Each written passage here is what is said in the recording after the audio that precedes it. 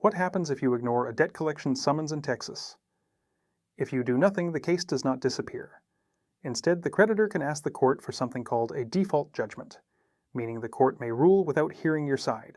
A default judgment means the court may decide the case without you participating.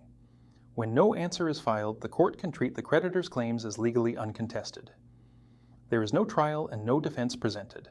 The case can be decided based solely on the paperwork submitted. For example, if someone is sued for a credit card debt and ignores the summons, the creditor can request a default judgment after the response deadline passes. If the court grants that request, the amount listed in the lawsuit can become a court-ordered judgment. Here is what the process usually looks like step by step.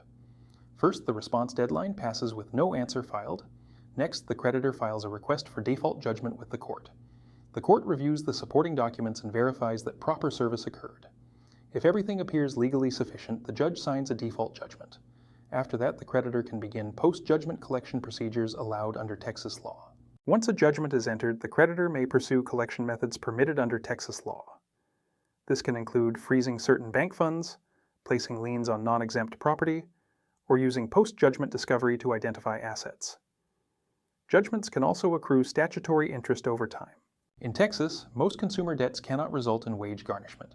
However, debts such as child support, certain taxes, and federal student loans follow different rules.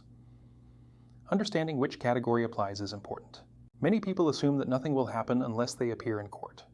In reality, most default judgments occur without a courtroom appearance when no response is filed.